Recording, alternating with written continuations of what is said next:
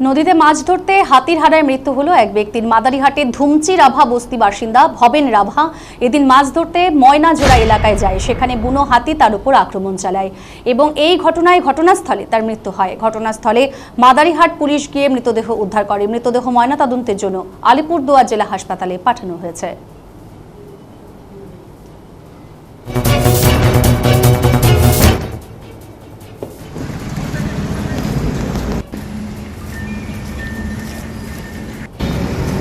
সেটা আমাদের ধুমচি রাভা বস্তি এবং ধুমচি বনাঞ্চলে একটা সুন্দর ময়নাঝরা আছে। এই ময়নাঝরা নদীতে আমরা ইচলা মাছ মারি এবং আমাদের ধুমচি বনাঞ্চলে প্রায় 20 থেকে 30টা পরিবার সেই ইচলা মাছ মেরে জীবন অর্জন করত।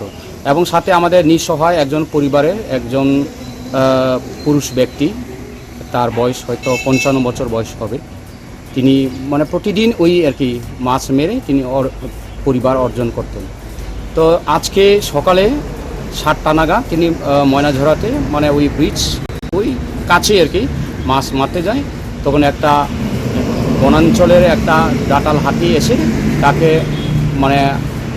আক্রান্ত করে এবং তার হাত ছিঁড়ে টিড়ে সব নষ্ট করে দিয়ে তাকে মারা হয়। এই একটা নৃশংস। তো আমরা চাই যে একটা বনাঞ্চলে একটা যেহেতু আমাদের বনাধিকার আইনে লেখা আছে যে গ্রাম থেকে 1 কিলোমিটার মধ্যে যে কোনো আমরা আর কি বনাঞ্চলের পাতা বা মেডিসিন এবং আলু সংগ্রহ করা এবং মাছ ধরা, এটা আমাদের কিন্তু বনাধিকার আইনে লেখা আছে। এর সঙ্গে আমাদের আর কি যে আমাদের যেটা ফরেস্ট ডিপার্টমেন্টে কি নিয়ম আছে আমি খুব একটা জানা নেই।